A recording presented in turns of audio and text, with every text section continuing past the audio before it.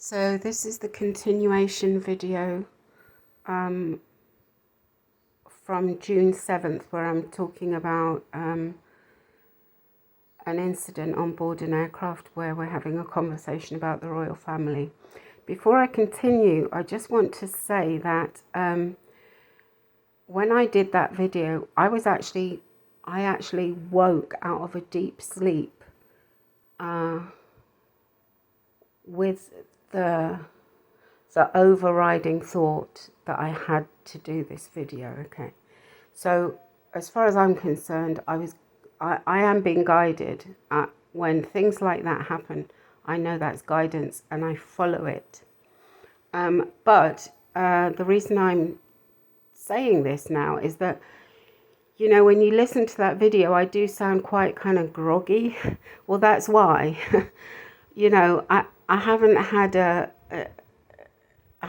a stroke, and I wasn't drunk or anything. I had just woken up. I think it was 3 or 4 in the morning, and I'd literally woken up out of a very deep sleep.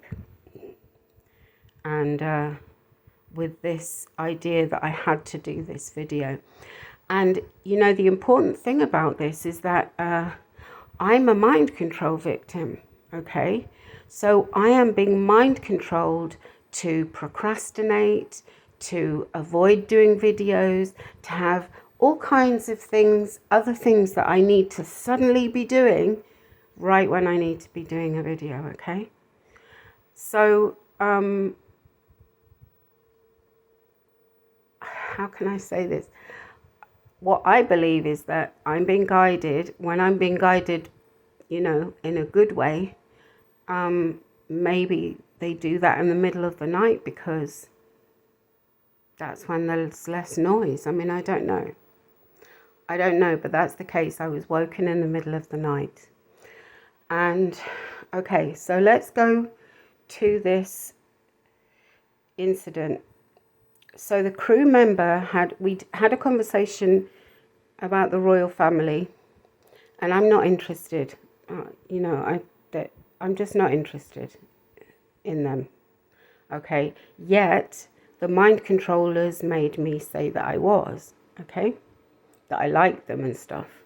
Anyway, so there was a crew member. He was tall and thin, maybe around 50, and I can see him now in my mind, kind of sandy coloured hair, and he followed me, and he told me this story about Meghan Markle, that people think she's a gold digger or something. Now, I really, you know, I can't stress this enough. I don't care. I really don't care, okay? It's not my business, and anyway, it's not my business. I've got no opinions about this. So, but when he said that, something very strange happened. I didn't say anything, but my face, it's the most extraordinary thing. My face formed into an expression, and of course, you know, I can't show you what it was, but it was kind of the expression of as if I was saying, "Oh, what a bitch," you know. It's hard to explain, but and immediately that happened, this crew member looked triumphant and then walked off. Look, I don't know exactly what all that was about, but it does seem that they were it seemed to me that he had been trying to prove something about me, and it had just been acknowledged or something. But the thing is, he wasn't interacting with me. He was interacting with the mind controllers. And what is very terrifying to me is that they literally moved my muscles. And I'll tell you something, it felt like,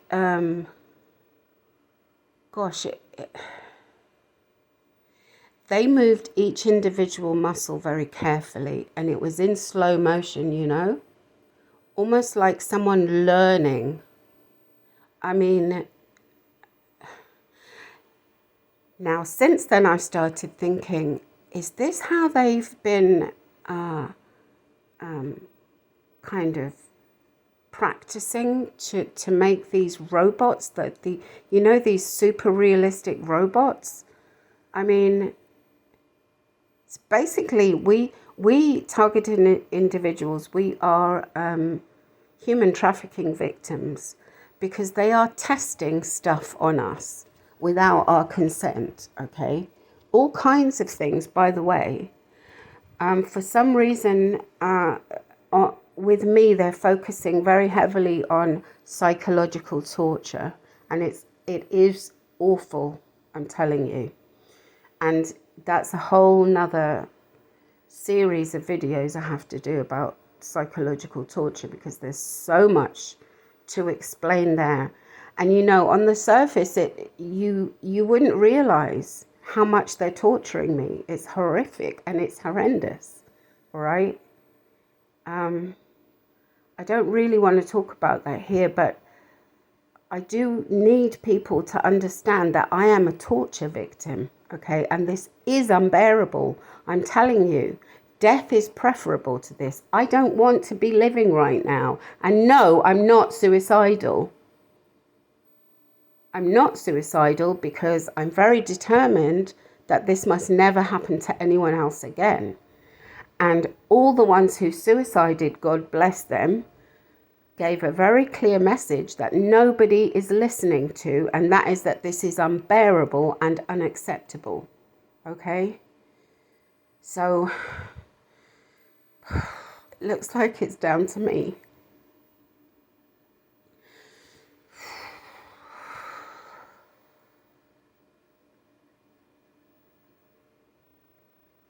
Look, the first thing they did was isolate me completely from all, not only just from all my friends and family, yes, they did that, but from all positive interaction at all, okay? I can't interact anywhere with anyone unless, how do I put this?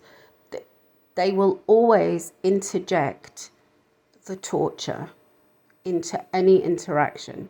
I mean, no, that every now and again there'll be a solitary little interaction that's okay, and you know, but I know that if I continue in that conversation, they will make that person do the torture, or they will just they'll do something, okay, to make it torturous for me. And it is unbearable, okay? It really is unbearable. And the fact that my liberty has been taken from me is unbearable. So I've just had to stop the video, and I'm going to tell you why I had to stop this video. I've got, this is incredible, but I know they've done this. I know they did this. I don't know how they did it. As some of you know, I use solar power, and I have solar chargers, or whatever you call them, solar generators, here being charged, okay, by the panels that are outside. One of them is not plugged into a panel outside at all, and it's just sitting at the foot of my bed. Now, as I was recording,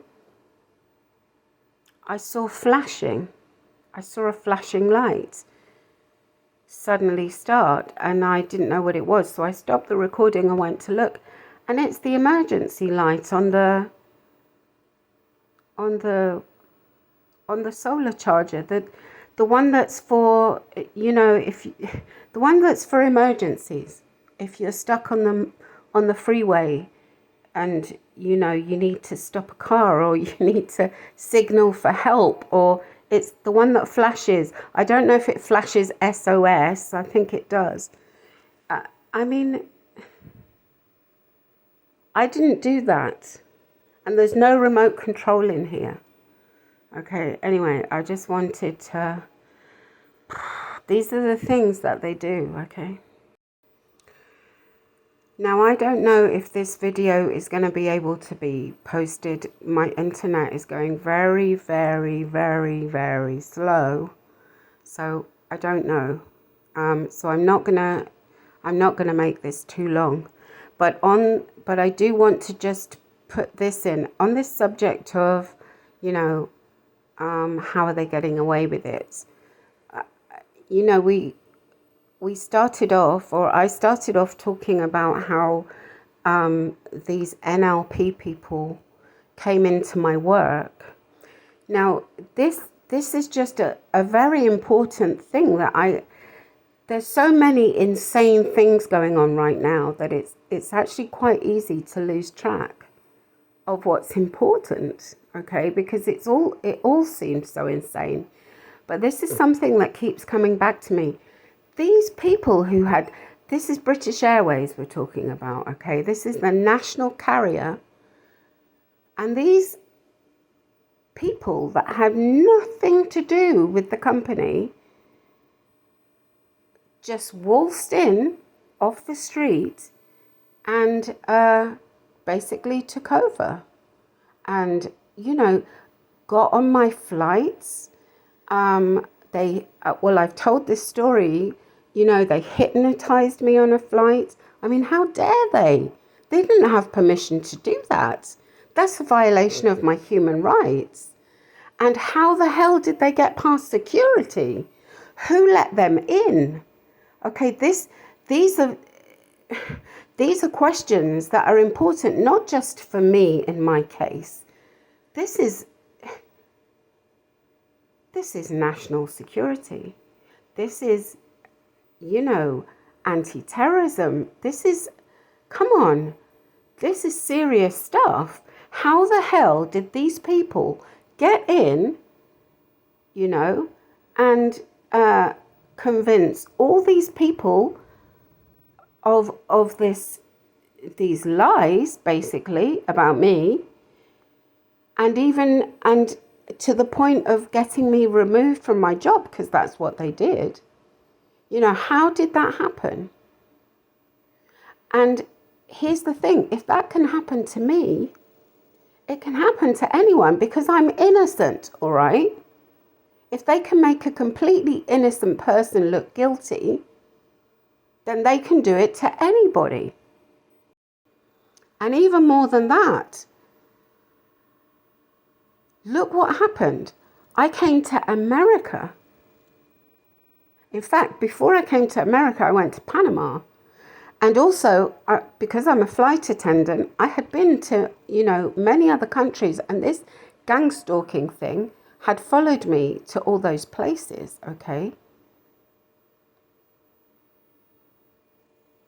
Actually, not all of them. There was one place called, a little country called Estonia in Europe. And I went there for like a study course. I can't remember how long it was now. Maybe, I don't know if it's a week, 2 weeks, 3 weeks. It was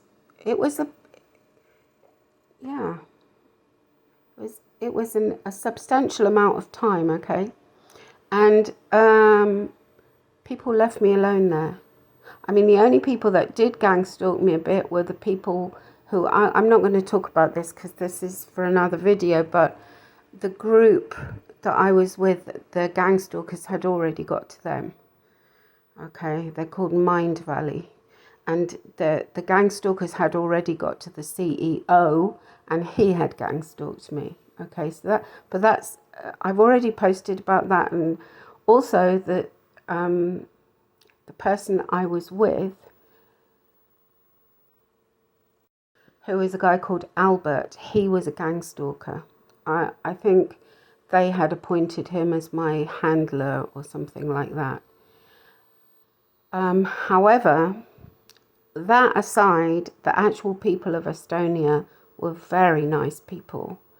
And they just treated me normally. And what can I say? They were very nice people, and that was wonderful.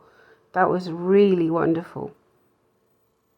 But to get back to the point I'm making, this is a worldwide network that uses the same playbook and has the police, not all the police, but certain dirty cops, let's say, basically in on it, and agents as well. Now we know this from Ted Gunderson, who was an FBI agent. I've spoken about this before, and I'm pretty sure I've posted his affidavit, his 2014 affidavit. So, but take a look at that. He says that the ones who are running it are a rogue faction of the FBI. But hang on a minute. The FBI is in America. Okay? Not all over the world, right? And this for me started in England. And yet, when I came to America, it continued. I tried to get justice. I applied for a U visa for victims of torture, and they pretended they hadn't received it. Okay? And by the way, yes, it was, recorded delivery. So I actually have proof of the day, the time, and who signed for it. And they denied that they received it. Okay? So this is what I'm up against. But what I'm getting at here is something very serious. Who the hell are these people? We're supposed to have separate countries with separate governments, with separate laws, correct? There are international laws, but each country has their separate laws, just like each state has their separate little bylaws, right? Or whatever you call them. I don't know the names of those things. But this group of people manages to just get across all borders and invade anyone's privacy and do anything they want without being stopped. Is that not terrifying? Is that not something that needs to be investigated?